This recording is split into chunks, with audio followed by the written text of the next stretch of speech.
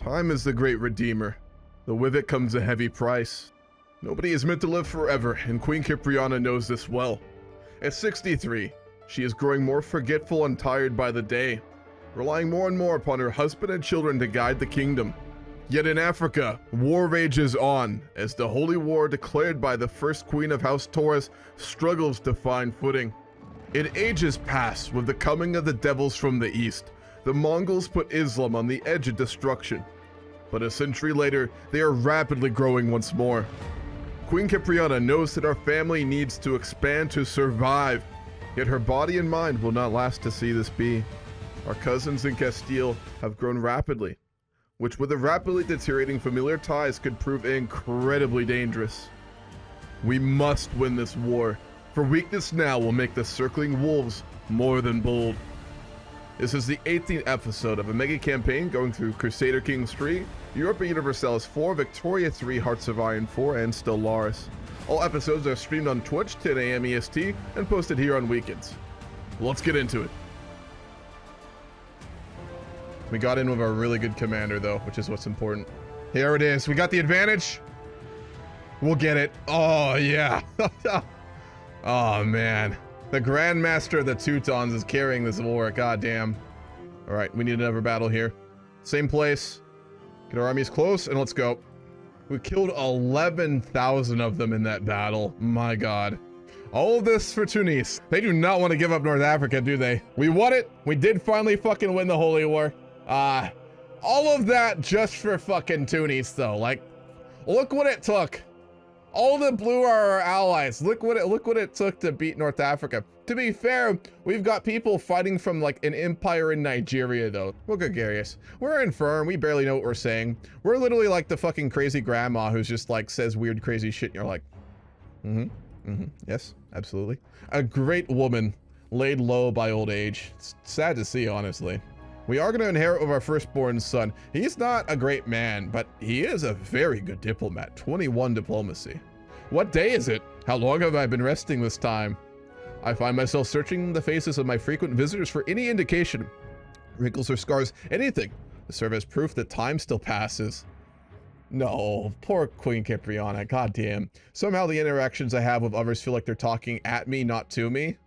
Am I still me, or a soul removed from my body? My being or just merely existing? She's got fucking dementia or something. Like, that's what this is. She did have a very good marriage her whole life. I mean, literally, he's her soulmate and friend. I mean, like, the one thing she's had her whole life, she had a massive family, a very loving family, and she had a husband that they were literally soulmates. So it's not all bad. She just has had a very tough reign, and her end of life is an unfortunate one, sadly. It's interesting. Her rule has been both disastrous, but also stable at the same time to a degree. I mean, she's the first leader, I'd say, in 4 generations, I think, who really ruled without fear, without dread, without madness. I mean, she was, in many ways, a good woman. The murder and the blood feud of House Boyone, which was continued from our ancestors, certainly wasn't very good. But beyond that, she really did her best, I would say, to try and rule justly. Queen Cipriana of Sradinia and Corsica has found peace in Christ's embrace at 63 years of age. She drank herself to death, yet she was pretty infirm. A known murderer, she will atone for her unspeakable crimes in the next life. King Barcel ascends to the throne, a formidable duelist, many expect him to excel in tournaments and personal combat alike. Well, there goes the end of that era. Good and bad for us, mainly bad. All right, so King Barcel is forgiving, impatient, and cynical. He's a gray eminence, eager reveler, and quick. 22 diplo, 8 martial, 8 stewardship, 9 intrigue, and 9 learning, 23 prowess. Very capable. He's a really good diplomat, though ironically, it's not really what we need right now. We need a warrior, but it is what it is. So in that case, I think we're gonna go for foreign affairs. We are actually a soulmate with our wife. Wow, another generation of good marriage. Queen Torexia Piazza Sradinia Corsica. She's lazy, honest, wrathful, a flamboyant trickster.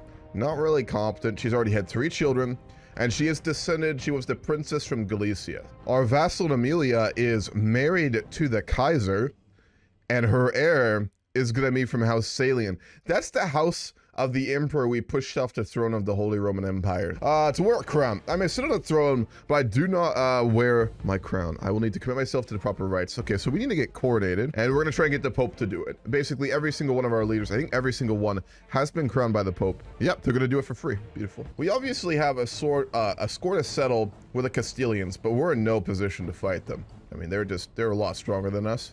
So I think we're gonna probably do some conquering in North Africa. Again, we're not religious, but he's a pragmatic diplomatic man. He'd know he needs to make a show of force to keep his vassals in line and get respect. So we will go for a war probably with North Africa pretty quickly. We'll need to find some more allies though. A difficult looking man demands an audience. My name is Sudaru. You may have encountered my beautiful sculptures in the Calvaries next to the roads in your domain. I thought you might want to become my benefactor. Indeed, as my name has been quite famous among your subjects, both of us could benefit from the partnership. As proof of his good faith, I'll create a unique and masterful sculpture for you. He doesn't look particularly competent. I've never heard of you and you don't look very talented. Yeah.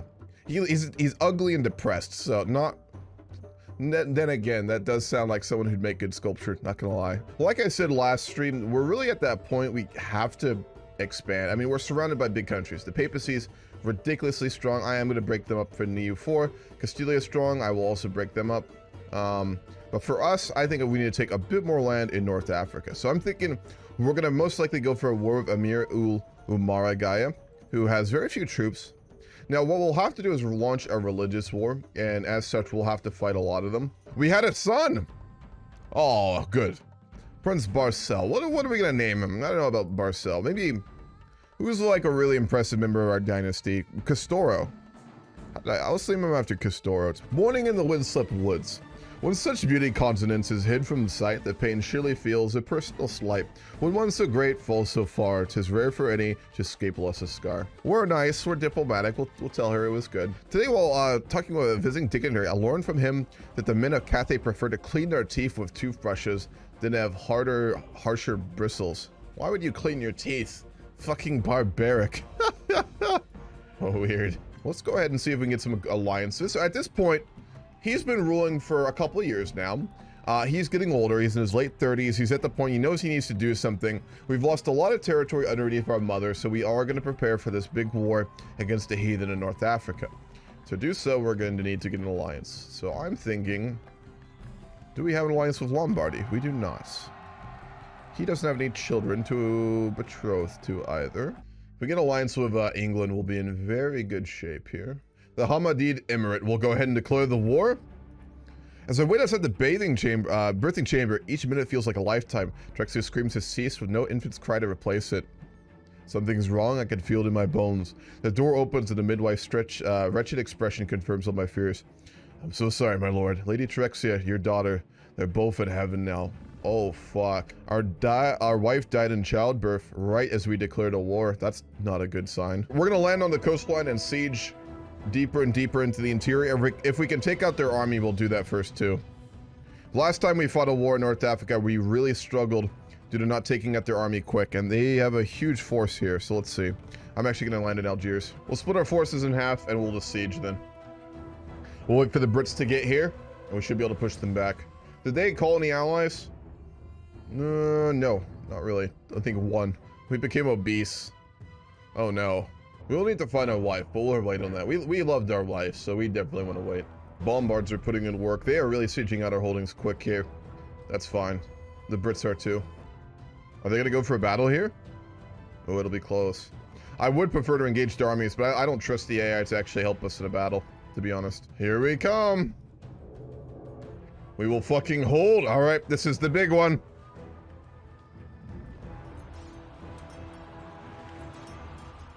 We're going to command our troops. We've got an engagement on the coastline. We're reinforcing with everything we've got. We're going to get away from the front line.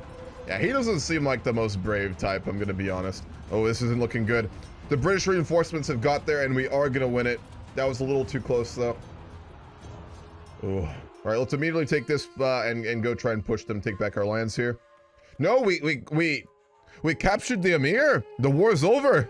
Holy shit, the war is done. Wow. All right, so we just took another big chunk of the northern coastline of North Africa here. All right, so in this situation, King Barcel declared his first war as king, primarily to instill respect and a bit of fear Our mother notably didn't have much of that, and it resulted in our family losing a lot of land. So we need to kind of install ourselves as a strong ruler. He's not really a strong ruler, but appearances can make up for that. So our diplomacy is amazing, but our military prowess is not that great, so we're gonna have to rely more on our generals. Unlike many in the past of our ancestors who were great warriors. Again, I don't think we're gonna do much more wars. If we get the opportunity, we'll do it. Again, another ruler who's just not gonna be really warlike. Now that being said, we're gonna walk into E4, probably not as strong as I would like, but that is fine. Azig, my knight, frets all day through the day, evidently attempting to find the right words. At last, he makes our way to dine. He begins sheepishly. My host, Aeolurmus the Lunist, the Wali of Anaba, has come to see you as the focus of his enmity. He maintains he is personally wronged by your continued rule. I don't even know who this man is, and I'm gonna be real, I don't give a shit, so inconsequential. Also, we do need to get remarried. We're a monarch in the medieval period. We'd be expected to find another wife. We'll marry, Gorndukt. She's lesbian, so she'll be loyal to us, probably. Well, at least she won't have other kids. She has one son, but that's fine. And she is relatives with a duke, so that's fine. We'll marry her. She's pretty, so it's fine. Lesbian trophy wife. All right, let's go on a hunt. We're not gonna do a pilgrimage. We're not religious. Regretted still mornings. This woman is writing all sorts of poetry for us. She's a giant blade master. How cruel mistress is random chance to deprive the world of such a beautiful dance. When one is so great, falls so far, 'tis rare for any to escape less a scar. Oh, Lombardy is calling us to war against the Pope. We're cynical. We're not religious. So we have no qualms with fighting the Pope. However, we know that that does create some political issues. 10% chance of getting drunk, and of course a member of House Torres fucking gets it, man.